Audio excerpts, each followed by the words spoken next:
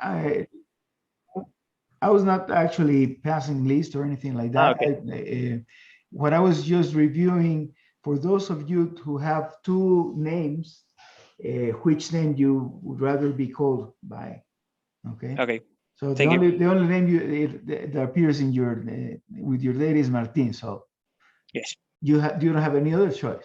You're going to be called Martin. Yeah, but for I was telling them that, for example, my name is Miguel Agustin, but if somebody says Agustin, I would not even turn my head or anything.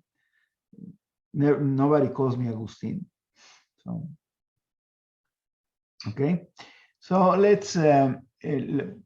Anybody still hasn't loaded the script? No. Okay.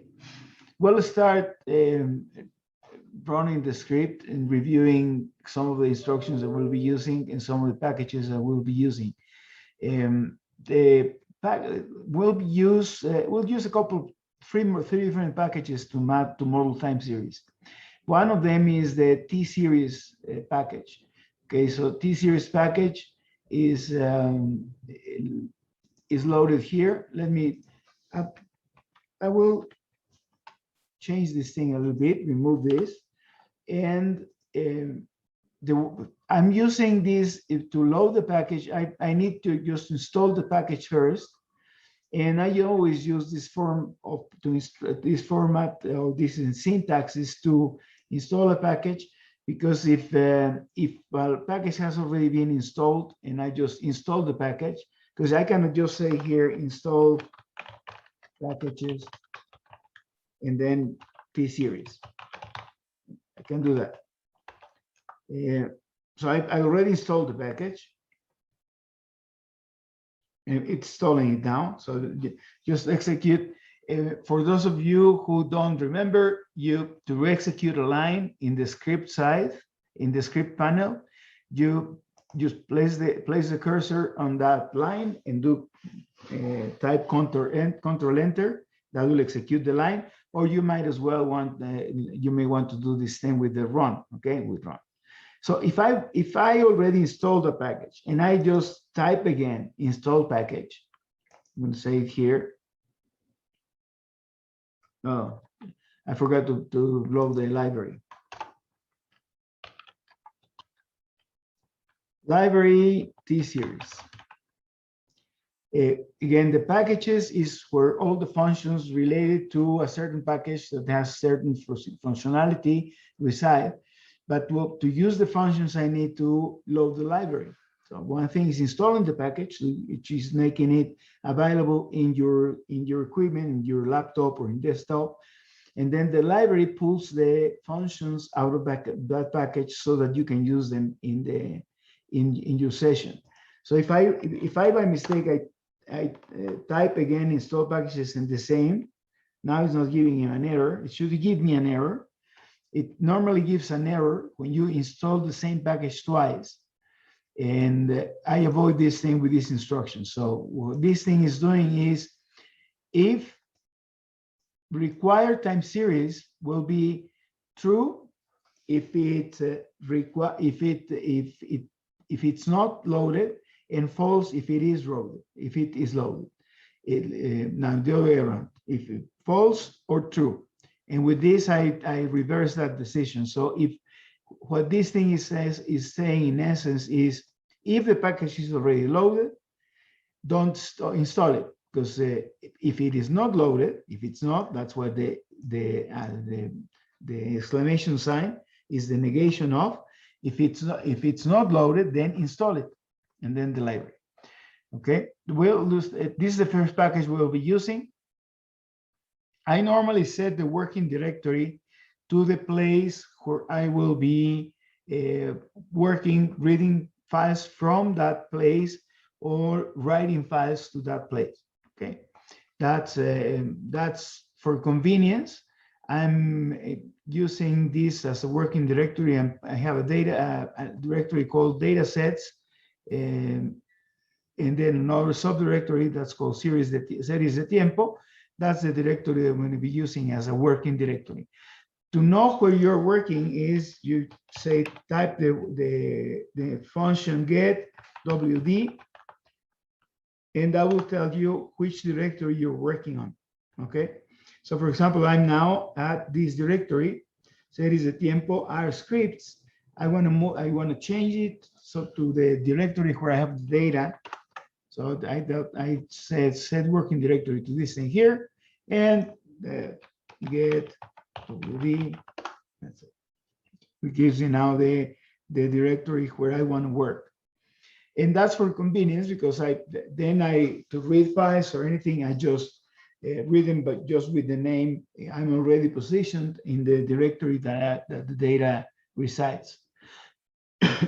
Then for this module, these are the files you have to download from Brightspace. Okay, all these files are in Brightspace. SP500, Standard & Poor's 500 from 1995 to 2016, Anchorage temperatures, Australian wine sales, Población Mexico, Crecimiento Mexico, and IBM transactions. All these files are in Brightspace. So you just download those files. I will not wait until you download all the files. I'll just be following the scripts and ask you to download the files later and run the whole script on your own. Okay, now we're gonna start looking at the first series. This is the prices for beverage wheat, and that consists of all the average of the wheat prices in almost 50 places in several countries. Okay, measured successively from 1500 to 1869. This series, we do not have to read it. It comes with this package. A lot of the packages that we'll be using have some data that come with the package, so that we can use that data to illustrate some of the methods. So since the data comes with the package, I don't need to read it. I just say the bev. I didn't load the package, or did I load the package? Yeah. Structure bev. It's not understanding that thing. Let me see. The last time I used it is bev. In theory, yeah, T-series tells me that bev is it tells me that it's about a data set here from the package T-series. And it tells me what it has. I mean, the information that it has. Okay. Now, T-series, I did load T-series. I understand why I'm not being able to access bev. Okay. Let me try the library again. I haven't run the library. So now we have now I can access this data. We loaded the data into the workspace. See, when I did this data in parentheses bev, it's loaded the data set that comes in the package, that comes with the package in my environment. So here's my environment. This is where I see everything that I have either created as a result of an operation or an assignment or whatever, any object that I already have in the environment. If I look at the structure, it tells me that it's a structure of a time series. So the structure time series, when we apply some functions to this structure, to an object that has a structure of time series, it identifies that it's a time series. And if I say plot, then the plot will identify that bev has a structure of time series. So I don't have to specify that I want to apply. I don't have to have an access for time and access for the value of the time series. It knows that it's a time series. I can specify the titles for the X lab, for the X axis and the Y axis, and so on. Okay, I can change this thing. I'll start doing this thing so that I have it in Spanish, in English now. Because I'm year, and this will be wheat price index. Wheat price index. You can do it any title that you want here. The \n, what the \n is saying is doing a line break. Okay, \n is a line break, and this is averages 50 places in the world. Okay. Now I'll run the plot instruction here, and I generate this graph. This is the time series that we saw in the presentations with the wheat price index. And now if as you can see, I didn't put any labels on the x-axis. That's why I put this thing x-axis title, or the labels for the x-axis, and I don't want labels here, because I want to put the labels in particular spaces, in particular slots. So I want the labels to be in year 1500, 1560, 1620, 1680, and so on. Okay, so I can do that if I want to specify certain dates on my x-axis. Okay. As you can see here in the structure of the time series, it tells me that it is a time series that goes from 1500 to 1869. That's the last year. If I don't do this thing, let me remove. Let me put a comment here. Let me remove this thing and do the graph again. Okay. I'll do the graph again. Then the software chooses where to put the labels. So if I want to select where I want the labels for time, I do this thing. I tell the plot command, the plot function, to not to avoid labels in the x-axis, because I'm going to put them there later, and I specify the positions where I want the labels. I have years here, so these are in these years I want the labels. Okay, so that's why we did it like that. Now these are the series of value returns, and it's the same thing. SP500. I'm going to read a CSV file. Now what's no lines available in input. Let me see what I did wrong. Let me look in my directory. Maybe I didn't move these files to here, to this. I've been moving files around, and Esteban knows about that, because we're setting up a directory in the web page for the Faculty of Factorial Sciences. We're going to set a place with a bunch of data sets. So let me see, data set, series de tiempo, and I'm looking for the file SP500.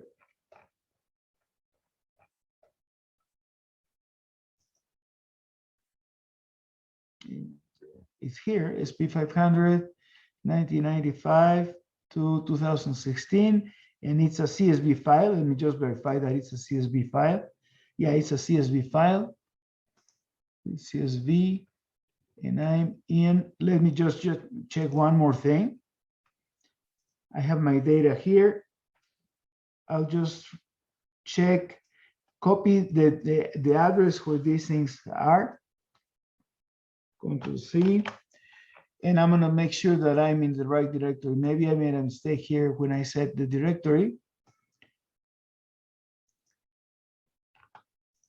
Okay, I'm going to say paste, and I have to replace. When you look at the properties of the file, it gives you a \. to indicate the changes in directories. With R, you can either use a right slash or double backslash or double backslash. So I'm going to replace that backslash with a slash.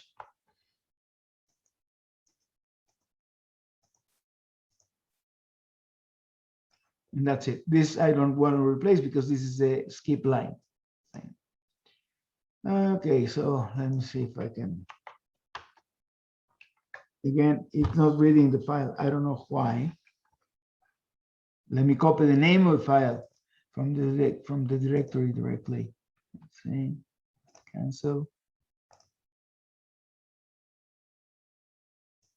No, it's right? It's P500 1995 to 2016 .csv. I think that if you use the function file.choose, I use what? like the function file.choose, you can select the file and then. Oh yeah, and there's, you can also do it here. For example, in here, you can do open file, or let's see, where is the import data set? And I can select here from text or from Excel, from SPSS, from SAS. If I say from text, and I can select just the file, dataset series de tiempo, and what's the name? SP 200.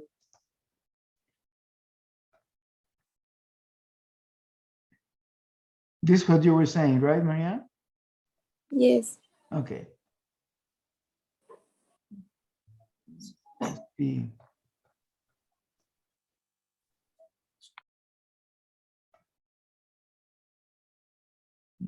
I lost it. SP R SP 200 and S500. No, but this is a different file. I want this one here. Okay, say open.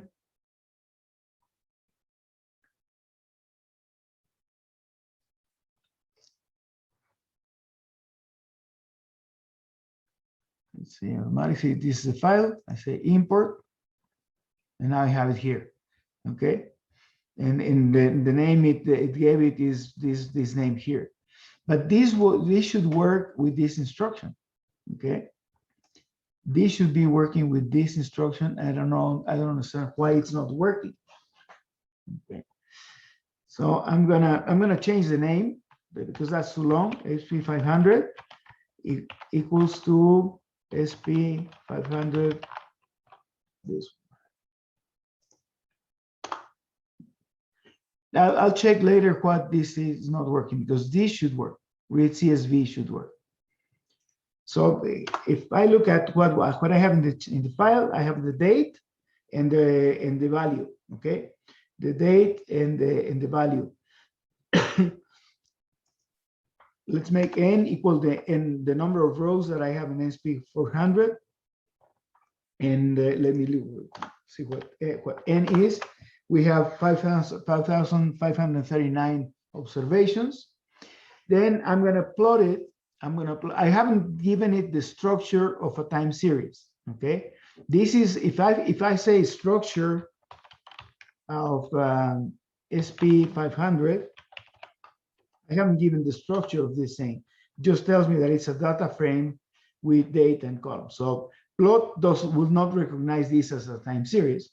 So I want to plot it using this sequence, and that's the type of data that we mentioned that we will analyze with Arch models. Okay, with Arch models, because here what we're seeing is essentially variability.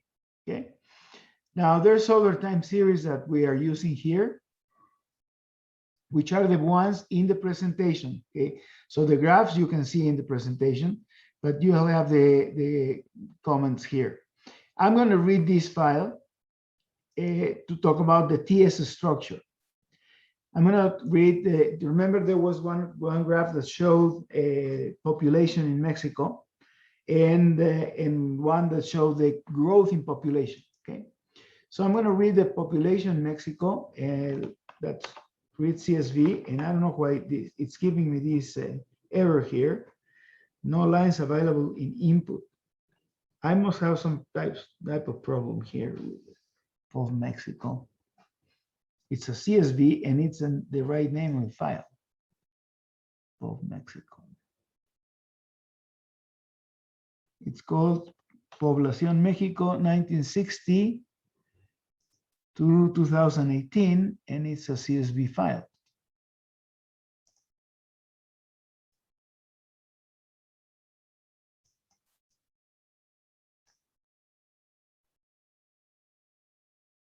Yeah, it's a CSV file, and the directory is correct. So I really don't know what's going on here. But I'll find out, and I'll let you know why this thing is not, it hasn't been working, because it should work. So let me read this thing again using the file. Import data set, input from text, and the file is Población Mexico. I'll just do it with this one here. Población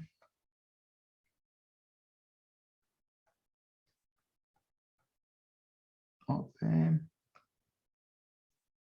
Población Mexico, and that's a CSV file.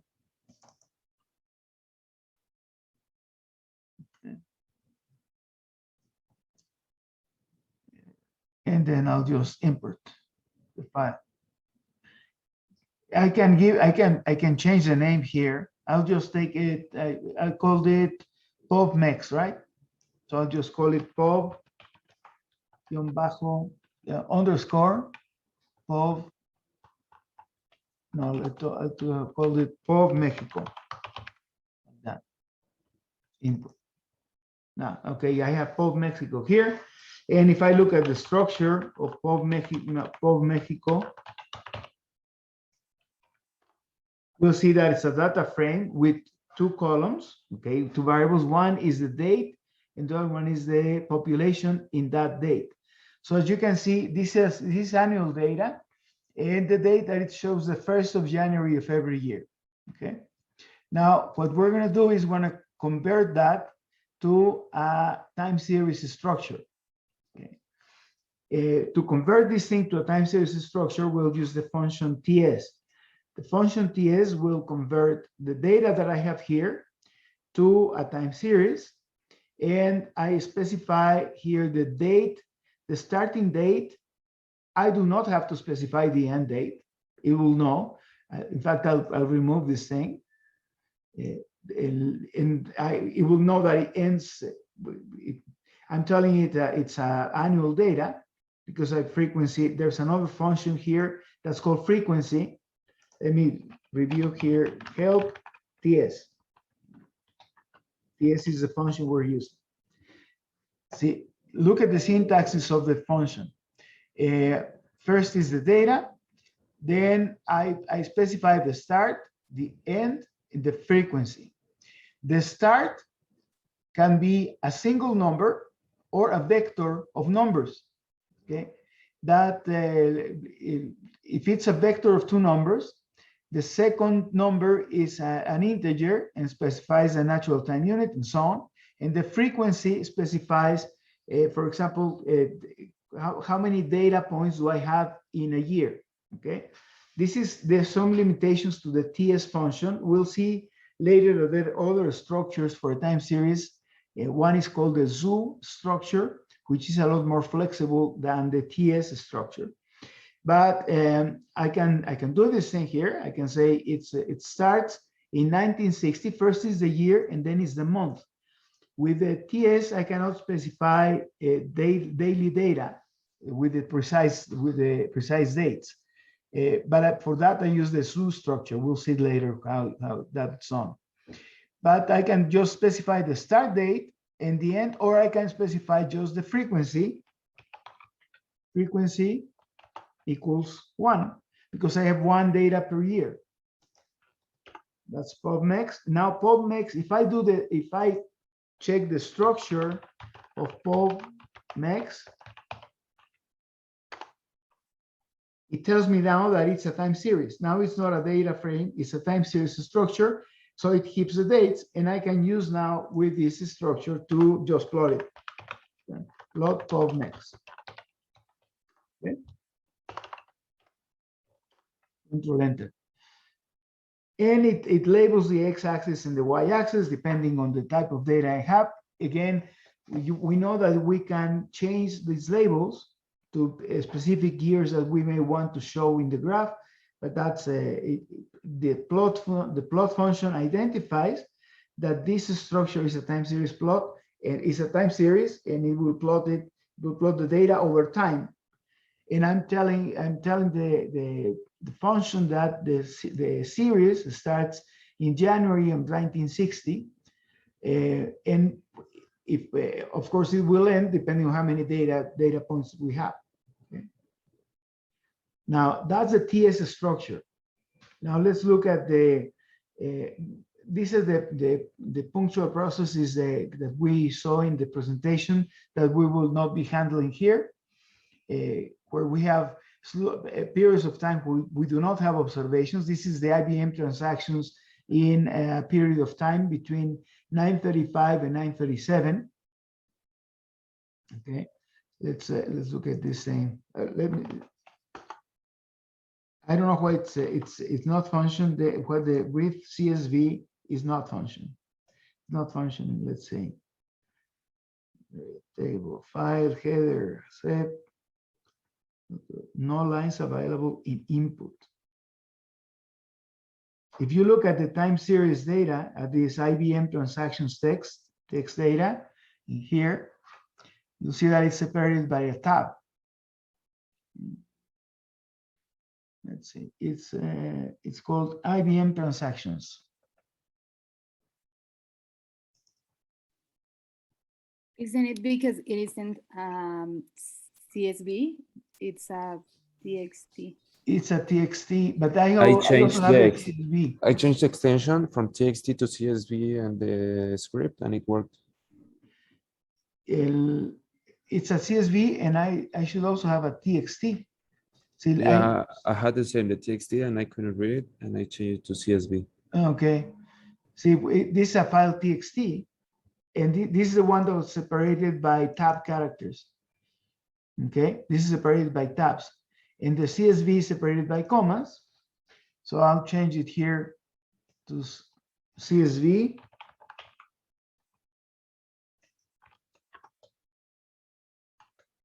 But the other two files that I tried to read, there were CSV there were CSV files.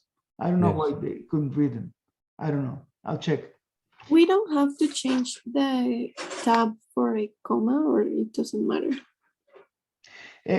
Well, here in CSV, let's look. I didn't change that, right? Let's see if I read it correctly. No, it's wrong. I have to remove the same because in the CSV file, the separator is a comma, which is the default. You're right. I forgot to remove that because I was reading the TXT, and the idea of reading the TXT was to show you that if the separator is not a comma, you specify the separator. But anyway, if I do now have IBM, then I should have the different columns, which is the time, the price, G127, I forgot what it is, and so on. So this is the data that we have. IBM, I'm going to take columns 1, 2, and 7. 1 is the time, right? And then 2 is the price, and 7 is the volume, okay?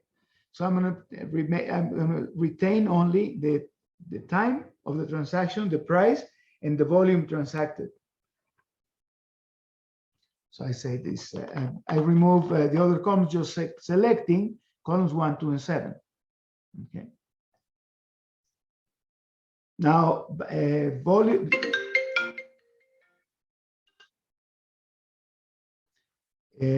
If you look at this thing, let's look here at the head of IBM now. I just have the time, the price, and the size, which is volume. Now, this column number 2 And let's look at the structure first. Okay, structure IBM, and it tells me that the first one is a time, is a structure of a time. The second one, price is numeric, and size is integer. Okay. Now I'm changing this thing because if you look at this price, the price here is telling me it's numeric, but I have 131.50. It's rounding 132 and so on. So what I'll do is I'll take it as a character string and then turn it into numeric. Okay. And now if I look at the structure, it's doing the same thing, but let's see. Why did I do that? I forgot. I haven't used this script in a long time. IBM column 2 is character. I don't know why the hell I did this thing. But anyway, structure IBM didn't change the structure. Eliminate these two things from here. You can eliminate these two instructions, okay?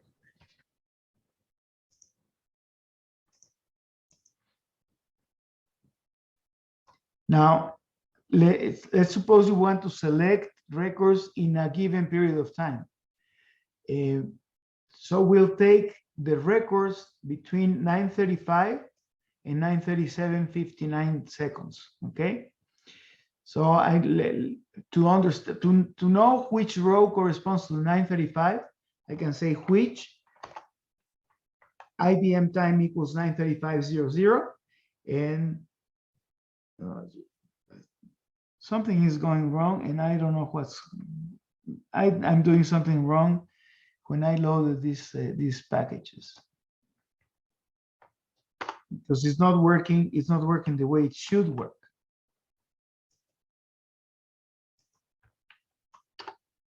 These were the rows. This was the answer to this thing.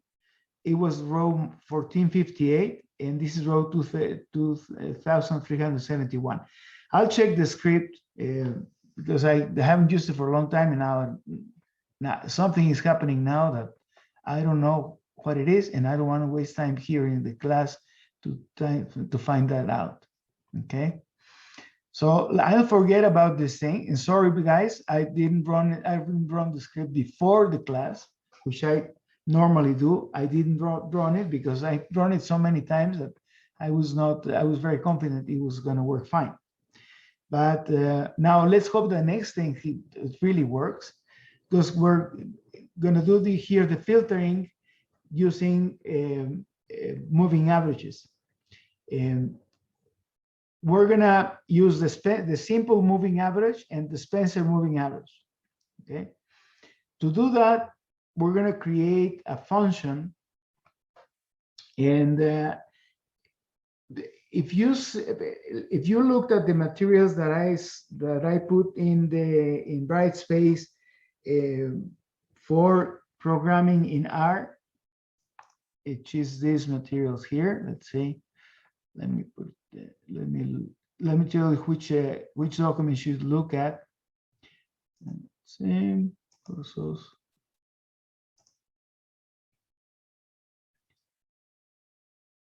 R basics. The R basics.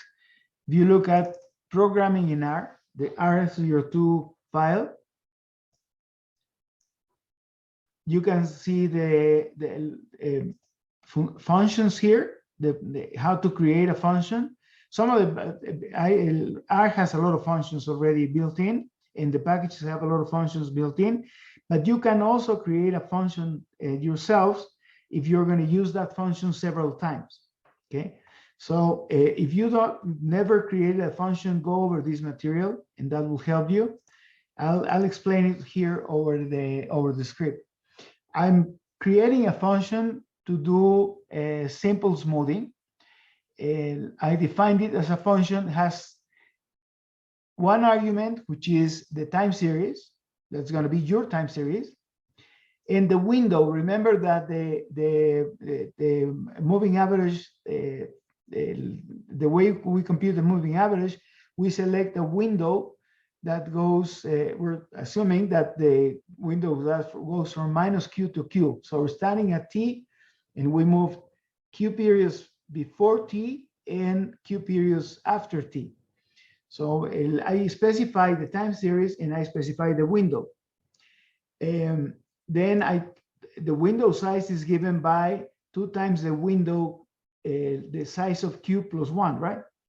2 times this parameter that goes into the function.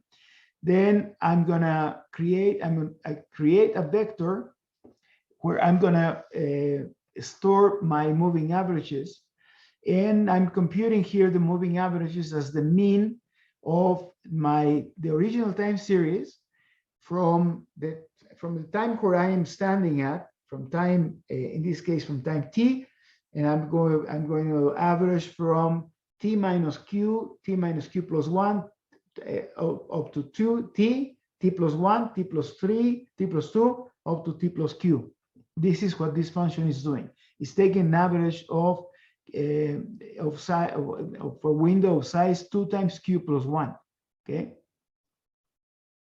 And I define this function like this, and I'm going to define the Spencer function, the Spencer smoothing function. I set up the weights. The weights are in the presentation. The weights for the Spencer function are, these are the weights. And I do the same thing in the function. I take the argument. For this one, I don't have a Q because the Spencer moving average has already a fixed number of 15 different time periods to do the averaging. So I only specify the time series. I specify the weights.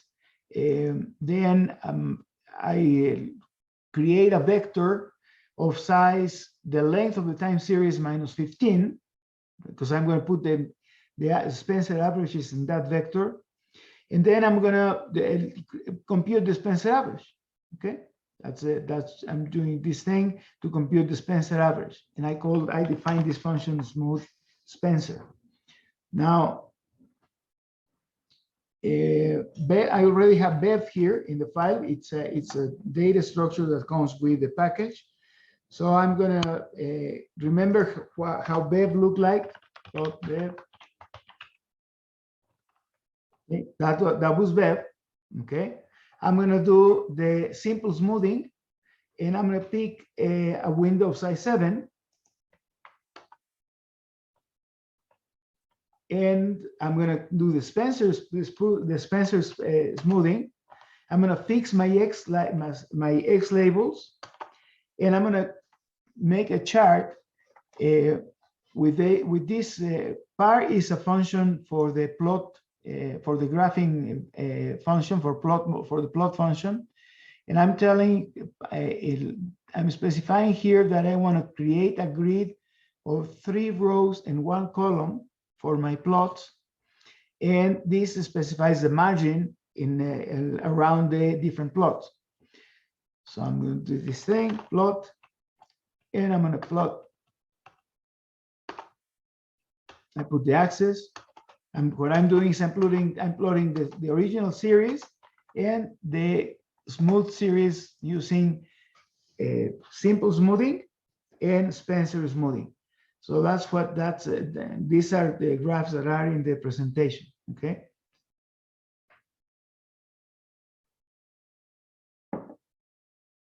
So that's the graphs in the presentation.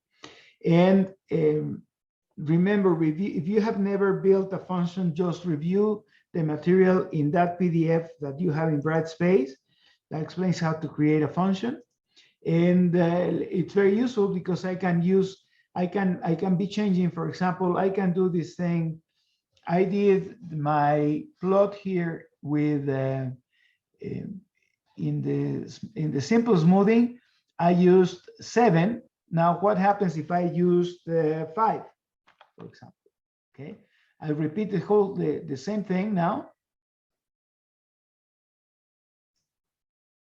Repeat the plots. Well, I didn't have to recompute the Spencer averages, because you can see now, if I used 5, I don't get anything here. the data is so close to a straight line that it's not really reflecting the trend. If I instead of I choose, I'm going to forget about this graphing difference, the same thing, the three graphs in the same panel, and I'm going to use par mf row equals C. I'm going to go back to 1,1. And I'm going to plot. I'll forget about the labels. I'll plot C. I've removed this thing. I'll copy this thing here. Copy here. Paste. And I'll plot the series here. Okay. I'm going to use it. The first one we did was with 7. Then I'm going to say plot bev the simple smoothing, and that's it. Okay, it shows me the plot there. Oh, I didn't run the par mf row, and I am going to do it with 9 plot, and I'm going to do it also with 5 plot. Okay. Teacher, I have a question. How do you know which one is the best to choose? Like, how do you know 7 or 9 or 5? That there's a way to choose the right value of smoothing by a method called cross-validation. But we will not really do that thing here because these are not the models we're going to be using. These are some very basic models to do smoothing. Graphically, you can determine if you're over smoothing or not when you start losing all the information on the series. So graphically, you can detect that when that you're over smoothing or not. For example, here, let me do this thing. Remember these graphs here. Let's look at this one.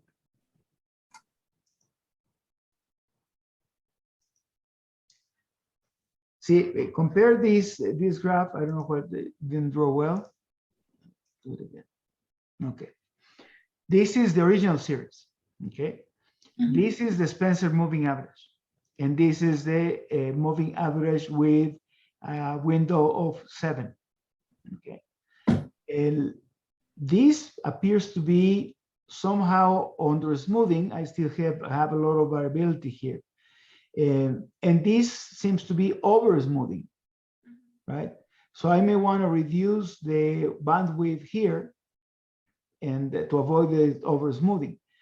The best way to select the right smoothing would be to try several ones and graphically view what type of graph gives us more information. But that's very subjective. So that's why we're going to look into different models to be able to analyze, model, and forecast time series, which are more robust models. Okay, because this here is only averaging, and this may not be the right thing to do. Mm-hmm. Okay. If you look, for example, at take a look at the COVID data. For example, there's a there's an obvious way to smooth in the COVID data. For example, you've seen that when they report the COVID data every week, weekends always the figures are lower. So there, what it makes sense is to do a 7-day moving average, because your weekends are always dropping the number of cases reported because of the delay they have in reporting those values. So in that sense, it would make sense to do a 7-week, a 7-period smoothing in the COVID data to be able to look at the pattern and how it's behaving. We'll do an example with the COVID data later. Okay, perfect. Okay.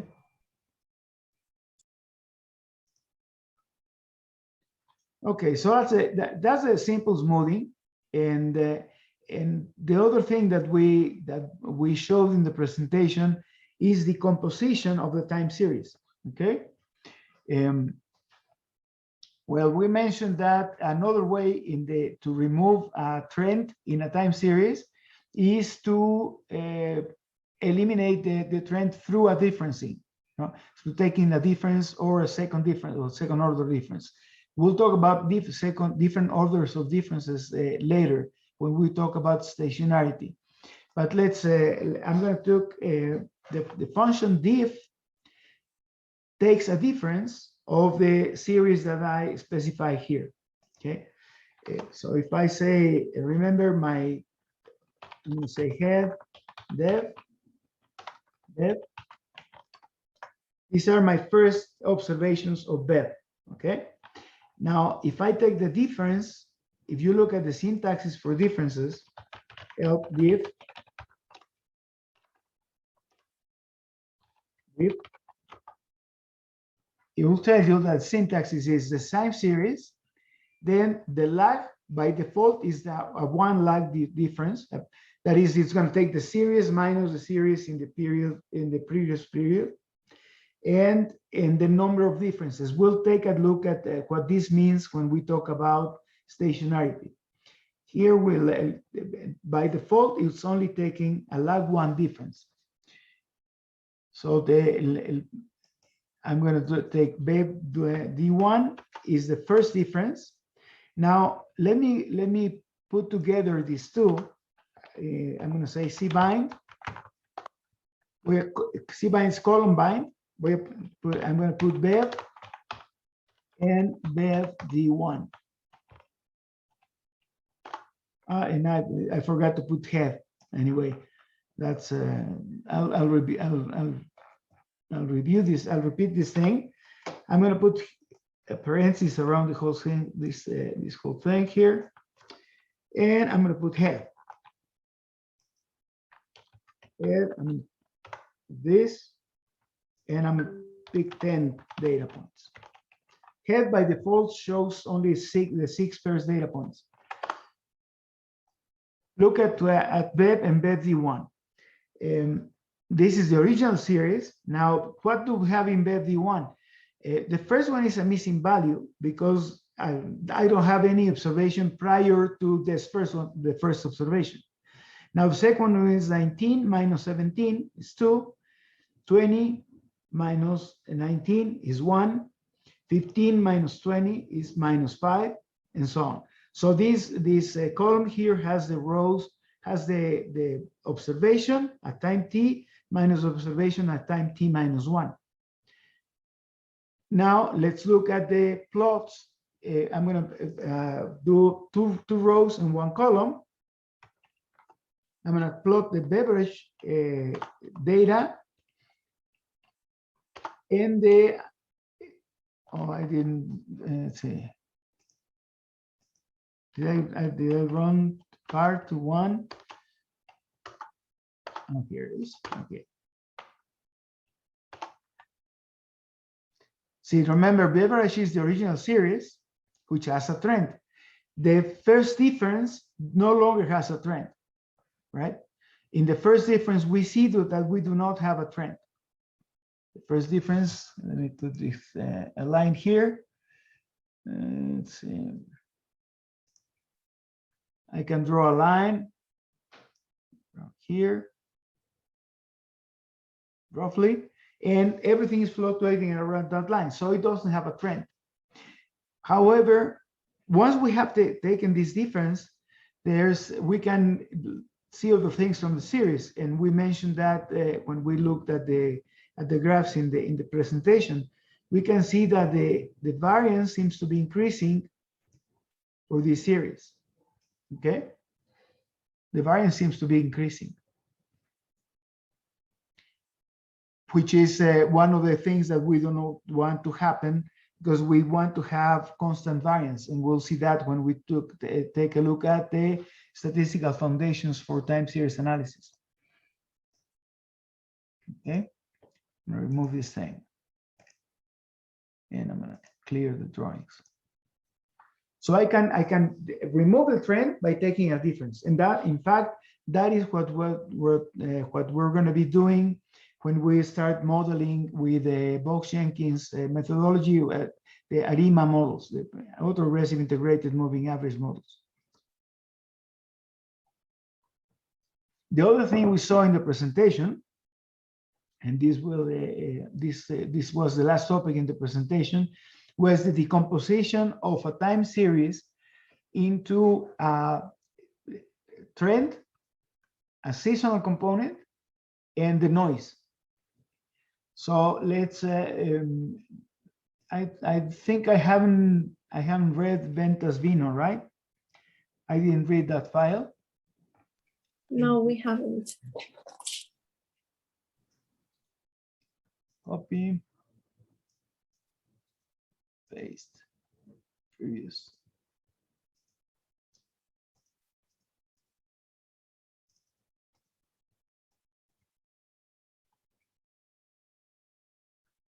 Let me see if I can read this file. This. Oh, again. So I don't know. I don't remember if it's a TXT file, but anyway, no. So I'll read it the long way. I'll put here import. I'm going to check what's happening with my. Are you being able to read the files with the read CSV file? Yes. Yes, but we have point CSV, not text. Yeah, point CSV.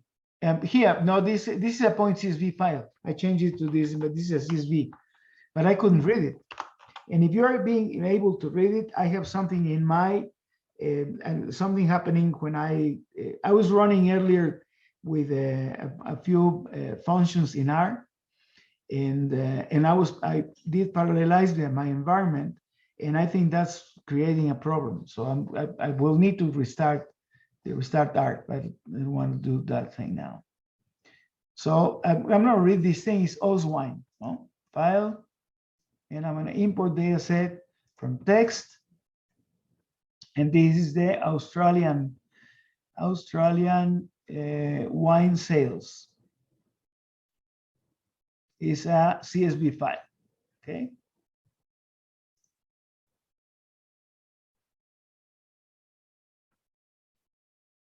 And I'm going to call this thing Auswine. Auswine. Now I do have it here. I'm going to convert it to a time series. I'll call it Ventas Ventas underscore Vino, a time series structure. This series starts, if you look at the head of this thing, it starts in March of 1985. So I tell with the function TS, I give this the structure of a time series. It starts in March 1985, and I have monthly data here. So I specify frequency equal 12. Again, I do not have to provide the end. It's enough to provide the beginning of the series, but it's a monthly data. And if I do the plot, we can see that it has that seasonal behavior that we observed in the presentation, right? I should have done a bar and row. You can see one before the plot, so it shows in a single panel. Now let me go back to the decomposition of the series. I have Ventas Vino. Now I don't know why I call this thing here. Oh, okay, I'm decomposing the function that we're going to use. This comes with R by itself. It's not a special package. I'm going to decompose the file, the data series, the time series Ventas. So I need to change all these names also. Sales wine, the wine sales, and remember that there's three models when we have trend and seasonal component. We may have a trend plus, there's three modes. One with a trend without seasonal component. One with a trend and a seasonal component, additive seasonal component, and one with where the model is seasonal and the trend are multiplicative. Okay. In this case, it looks like the seasonal component is additive. So I'm going to use the additive form of the model to decompose it into sales, the trend, and the seasonal component. So I'm going to do this thing. Notice that a couple of things. I use the function decompose, and this is the structure of this thing is a decomposed time series. When I do plot, I do not have to set up the paramount row commands to set 4 plots in the same graph, to 4 rows in one column, because plot identifies that this is a structure of a decomposed series. So if I look at the structure, let me put it here, structure of, yes, Vino underscore DE for decomposed, it tells me that it's a list of 6 that has the time series, the seasonal, the component, the trend component, the random component. It tells the characteristics of the figure and the type of seasonality that I have. So that's the plot command. This is why we say that R is an object-oriented language, because it depends on the object how the function works. What's really happening is when you take this plot, when you apply this function plot to this structure, plot calls another plot function, which is called, and I forgot the name exactly, but this will call, for example, plot dot decompose. It will call a function that is made to plot decomposed time series. Okay, that's why it's called an object-oriented model. Now, let's look at the Vinta. I'm going to create another series, Ventas Vino 4, which is the Australian wine sales. I'm going to start on January 1st, and the frequency will be 4, which is the quarter series. Okay. Now I didn't house wine. Let me see. Let me look at the structure. House wine.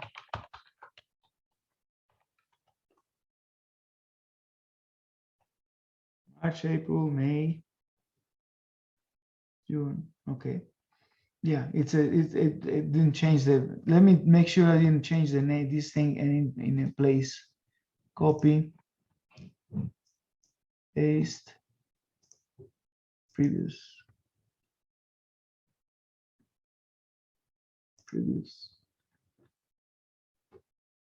No, that's fine. Okay, no, I'm right. I thought I started out if I made any changes here. So I'm gonna look at this with a period of 4, which will be every trimester, right? Every 3 months.